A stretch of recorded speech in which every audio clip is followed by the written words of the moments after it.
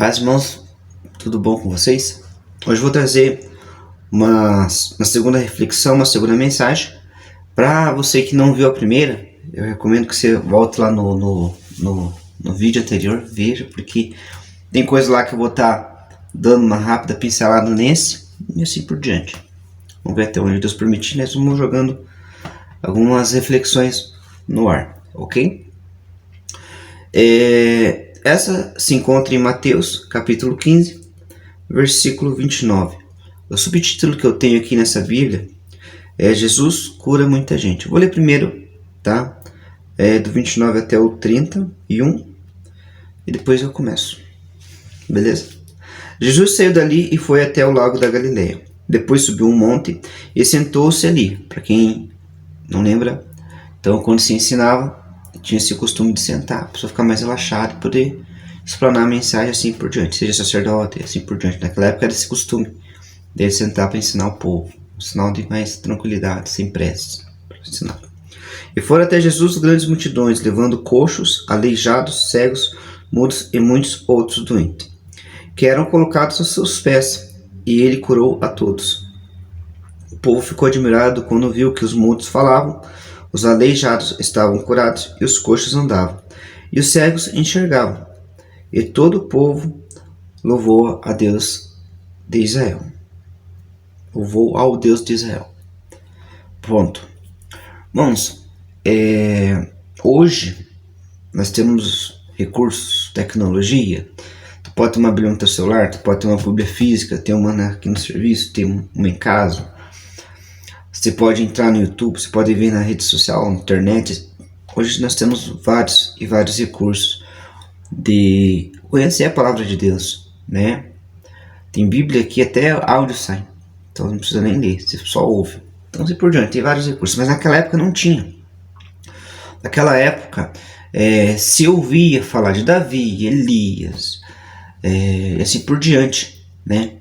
E era passado de geração em geração. Então imagina, naquela época, o mundo todo, Jesus nasce, né? Em uma região só do mundo. Então, há muitos lugares no mundo que não foram visitados por Jesus naquela época. Então, mas a palavra até então já tinha se propagado. Das histórias que Deus trabalhava lá no Velho Testamento, foi passando de geração em geração, foi espalhando pelo mundo de certa forma. Não na mesma proporção, intensidade, ou como é de hoje, mas, né, através de, sei lá, viagens, pessoas, o evangelho estava sendo indiretamente acontecendo, certo? Mas, a partir do momento que Jesus veio à Terra, vamos se pôr no lugar, tá? Vamos se pôr no lugar, né? Puxa, a gente nasceu na época que Jesus estava na Terra, Filho de Deus. E chega até nós papo que estava curando, fazendo milagres, ensinando o reino de Deus e tal, só que eu moro longe, né? Então, como é que eu vou poder ver o Mestre, o Filho de Deus? Muitas pessoas estavam nessa situação. Aí, quando Jesus sai dali, lá no versículo 29, e vai para Galileia, peraí, mas Galileia não está tão longe. Eu acredito que muitas pessoas largaram tudo que tinham e foram para lá. É que nem a Bíblia fala, tinha muitos doentes que foram curados. Ali foi uma obra maravilhosa, né? Bom, então existiam também as classes sociais. Tinha pessoas com mais condições, outras com menos condições, mas muitos largaram tudo que tinham, ou pegaram o pouco que tinham, colocaram nos camelos, nos burros, nos animais que tinham, foram. Eu acredito que muitas pessoas, né, pegaram seus rebanhos, foi tudo, vão levar tudo, né? Talvez pelo tempo, pela distância, talvez pessoas levariam dias para chegar na Galileia, para se encontrar. Aqui está bem resumido, né? Se você for aprofundar a história, você vai entender isso que eu estou te falando. Bom, foi de fato que aconteceu, tá? Então vieram muitas pessoas de longe até o encontro de Jesus. Muitos com pensamentos, será que é verdade? Outros precisando da cura mesmo, precisando da libertação. querendo ouvir uma palavra para saciar o buraco da alma. Então multidão, a gente pode pensar que tinha de tudo, pessoas para se libertar e assim por diante. Ponto. E eles foram, então chegaram até Jesus. Essa versão aqui não tem, mas a minha versão fala que eles ficaram 3 dias com Jesus. 3 dias. Imagine nós 3 dias ao lado do nosso mestre, podendo olhar, podendo falar, ouvir e assim por diante. E contra o que será que houve? Está aqui, ó, no versículo 31. O povo ficou admirado quando viu que os mudos falavam, os aleijados estavam curados e os coxos andavam e os cegos enxergavam. E todo o povo louvou ao Deus de Israel. Aqui está falando só especificamente de cura, mas eu falei, tem várias versões, a minha versão falava um pouquinho mais coisinha lá, que houve muitas coisas. Então, pensamento, né? A gente não pode pensar igual, mas eu imagino que Jesus, ao olhar aquela multidão, ele viu de tudo que eu falei para vocês. Pessoas com problemas psicológicos, pessoas com doenças, pessoas que precisavam de libertação, e assim por diante. E o que ele fez? Ele ensinou o povo, né? Ele primeiro trabalhou com o povo, quebrando aquelas crenças talvez distorcidas que vieram de antepassados, talvez para confirmar outras, né, que ele era o Filho de Deus que ia vir ao mundo. Então ele foi trabalhando nisso, certo? E a prova real foi as curas, né? Para quem ainda precisava crer, né? Mas foi até o próprio Tomé teve que tocar em Jesus para crer. Então pessoas que vamos falar da fé, né? Que eu falei um pouquinho lá, tinham fé bastante, nem tanto. Então aquilo foi um motivador de fé. Ele sabe muito bem quando acontece hoje. Está bem menos a escala de proporção de milagres e cura quando a gente vê uma pessoa curada ou liberta, ou prodígios, né, de pessoa que está aleijada de andar. Isso é muito raro nos dias atuais, porque aquele que está sendo usado por Deus tem que pagar um preço muito alto, e às vezes ele até paga, até tem pessoas, mas o povo está tudo incrédulo. Às vezes a própria pessoa que está doente não tem tamanha fé para isso, ou tem suas dúvidas, ou aqueles que estão em volta. Muitas vezes a gente mesmo nos pega e fica, será que é verdade? Muitas vezes até a gente se começa a bobear e cai nessa.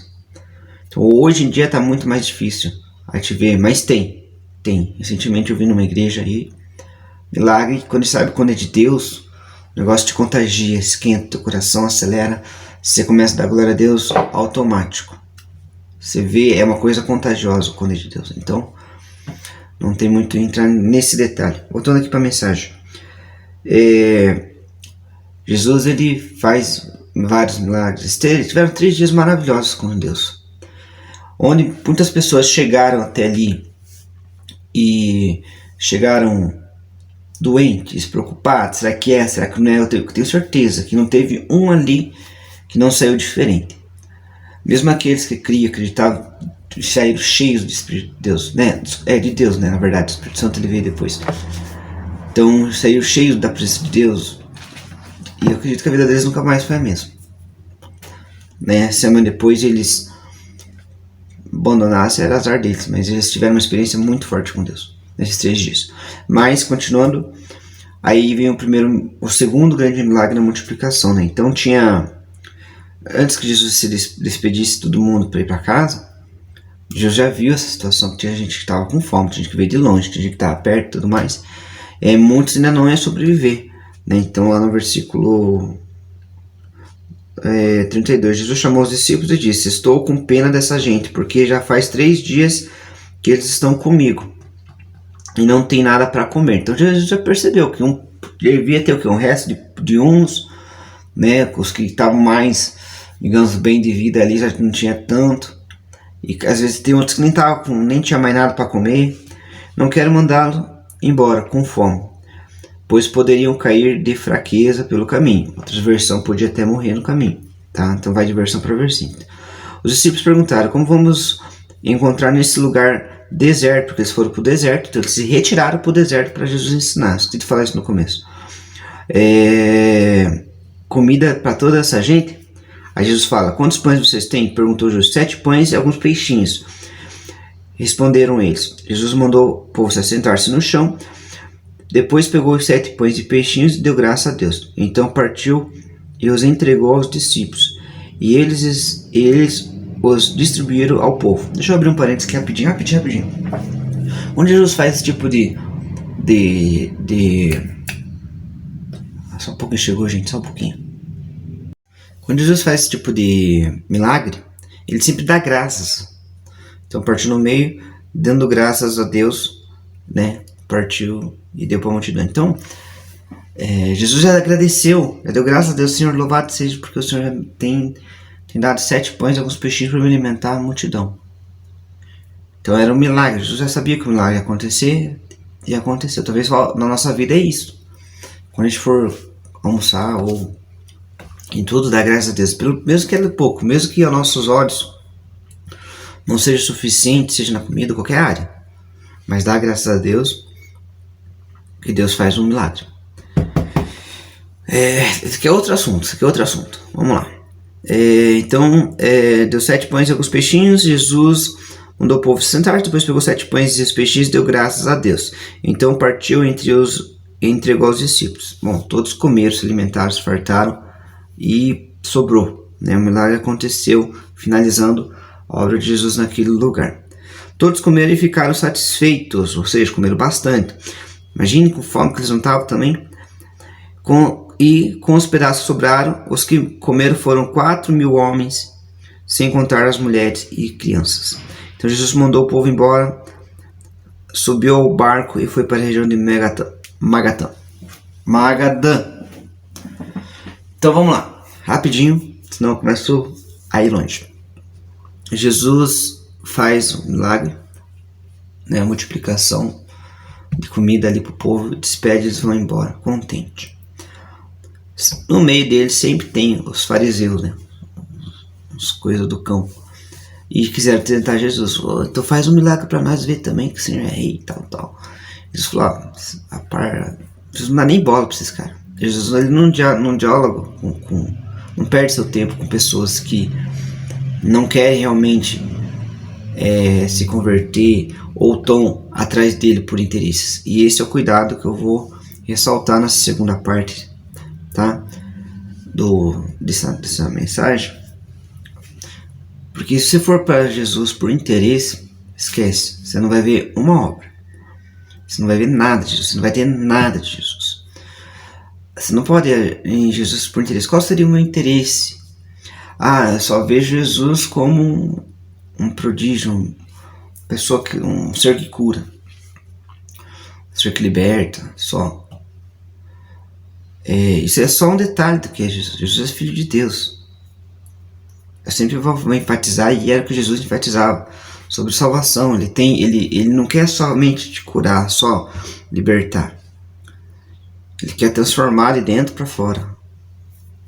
Muitas pessoas hoje têm tudo na terra, mas a alma está vazia, está morrendo, está morta, está acorrentada. Então Jesus, ele quer mexer lá de dentro para fora. Sempre foi isso, sempre. E esse caso faz dizer, faz um milagre aí para dizer, digamos, eu estou trazendo o meu linguajar, porque não é a primeira vez que Jesus vai se encontrar com esses camaradas aqui. E toda a vida esses caras vão lá e cutucam Jesus. Cutucam. Porque eles não estão nem aí com a salvação. Eles querem achar alguma coisa para afrontar Jesus. Mas Jesus não era de contenda. Jesus até faz um alerta. Se for mais para frente aqui, vou finalizar. No versículo 16 em diante, do capítulo 16, isso. Lá na parte B, lá, fermento dos fariseus e dos saduceus. Jesus até alerta os seus discípulos, desse fermento vocês se abstêm, não se misturem. Só que os discípulos estavam em outra situação, porque eles iam pegar o barco e iam viajar para o outro lado da Galileia, e os discípulos não pegaram comida para eles, do milagre. Aí começou, talvez, até, se não pegou nada, a gente vai viajar agora, vamos pegar o barco e não tem nada para comer. Sobrou um monte de pão e peixe lá e ninguém lembrou de pegar nada, porque talvez eles estavam tudo se dia, sabe? Pô, Pedro, que você... Eu começo a viajar um pouquinho da briguinha deles, entre aspas. E... não, é pra você pegar, enfim, ninguém pegou. E Jesus estava falando, Não se misture com esse fermento. E daí eles falaram, que Jesus está fermento aqui. Começaram a ficar perdidos. Aí Jesus olhou para eles, onisciente, claro. Aí Jesus fala, vocês estão preocupados com a comida, com os peixes, os pão que vocês não pegaram? Gente, vocês não viram fazer milagre aqui de pão e peixe? Vocês não viram já fizer outrora, né? Segunda vez que ele faz esse tipo de milagre. Você viu todas as coisas que nós já passamos. E vocês estão preocupados com comida? Comida não tem problema. Se precisar de comida, vai ter comida. Sabe? Então está do lado de Jesus. Meu Deus, não entra na cabeça. Mas na época não entrou na cabeça dos discípulos. Os discípulos ficaram quietos. Jesus está ensinando. Vamos entender o negócio. Então assim, do lado de Jesus não tem, cara. Não tem fome, não tem tempestade, não tem nada de mal que aconteça. Era isso que Jesus estava querendo passar para eles. E Jesus passa isso pra gente. Do lado de Jesus não tem o que coisa ruim que fique, que permaneça, que resista. Mas não é esse o foco. O foco ali era Jesus falar, não se misture desses ensinamentos torpos que os fariseus têm dado para muitos, tem confundido a cabeça de muitos, tem ensinado de forma errada o povo, né, com interesse. Muitas pessoas hoje vão para Deus, ou vão em igrejas, ou vão em templos para ver cura, para ver, eu quero ver sobrenatural, quero ver lá a pessoa caindo, quero ver outro curado, quero que Deus revele para mim. Tem gente que vai para a igreja com esses pensamentos, cara. Entendeu? Tem gente que vai pra igreja, cara, Deus revela eu hoje, Senhor, preciso de revelação. E é triste isso, porque você tem que ir pra casa de Deus para adorar o Senhor, para agradecer pelo teu dia, para agradecer porque você respira, porque você pode andar, cara. Tem muitas pessoas que estão no hospital que queriam estar na igreja e não podem estar. Queriam estar agradecendo a Deus pelo milagre, por pouca coisa. Tem gente, pessoal, que é deficiente e vive em alegria, vive em paz, vive. Tem uma menina que eu admiro muito no Telegram, tem uns 8, 9 anos, e ela tem ossos que se você apertar ela quebra, é uma doença, sabe? Ela é bem delicadíssima, não pode nem pegar nela direito, porque qualquer coisinha ela quebra. Ela tem um osso muito, muito delicado, mas a tamanha fé que ela tem, tamanha alegria que ela tem dentro dela, com Deus, e ela agradece por tudo, é um belo ensinamento, né, para nossas vidas. Então, quando você for para a igreja, não vá com esses objetivos, senão você está fazendo que nem os fariseus estão indo por interesse. Jesus, o maior interesse dele é a tua alma, cuidar da tua alma, da tua salvação, acima de tudo. Uma vez que você se entrega a Deus, você vai para adorar a Deus de verdade, com todo o coração, independentemente de cura, de milagre, independente se a tua vida está um BO, problema ou não, mas você vai porque você crê em Deus, porque Jesus pode mudar a sua vida na hora que for certo, na hora que você merecer, se for digno disso, tá? Vai acontecer. Mas você vai lá para agradecer a Deus, você vai lá para cultuar a Deus, para sentir a presença de Deus, para agradecer, glorificar a Deus. Irmão, você acha que Jesus Deus não se comove com isso? Quando você se entrega de coração para Deus, não tem. Deus, ele não é carrasco. As pessoas colocam Deus como claro, como um ser poderoso, sim, mas ele é um Deus amoroso e justo, sabe? Então é bobeira você ir para a igreja pensando em outras coisas a não ser adorar a Deus, agradecer por suas misericórdias, agradecer pelo tempo de vida, agradecer pela família que você tem, que é o bem mais precioso. O resto, a doença, os problemas financeiros, o casamento, os filhos, são problemas pequenos para Deus resolver. E ele vai, se você permitir, ele resolve entrar na sua casa, na sua vida. Só um pouquinho, chegou mais um, finaliza o vídeo. Eu acho que minhas Essa reflexão andou em torno de 20 minutos. 20 a 21. Fazer o quê? Tô tentando diminuir, mas vamos lá. Finalizando. Então, os problemas, tudo que te faz que é um muro na tua frente, para Deus não é nada. Mas não seja como esses fariseus que vão com segundos interesses. Teu maior interesse é a tua salvação. Teu maior interesse é cuidar da tua alma lá dentro, né? Onde dinheiro nenhum compra, onde não há o que se possa fazer. É só Deus que pode saciar todo o desejo e desígnio da alma, tá? Não tem outra coisa. Mas é isso. Então, aquela multidão passaram 3 dias com Deus, com Jesus. Eu creio que elas voltaram diferente. Hoje nós não temos, trazendo nosso dia atual, nós não temos Jesus físico na nossa vida. Nós temos ele espiritualmente. E temos mais do que 3 dias.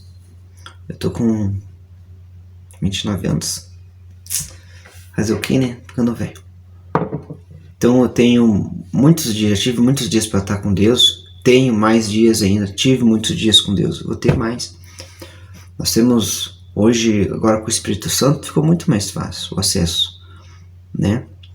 A gente consegue se achegar a Deus simplesmente no teu quarto, da tua oração, do teu jeito. Você pode sentar numa cadeira, você pode orar em pé, deitado, do jeito que você quiser, desde que você abra o teu coração, desde que você esqueça todos os porquês, os poréns, feche teu olho no teu quarto, no teu particular, converse com Deus.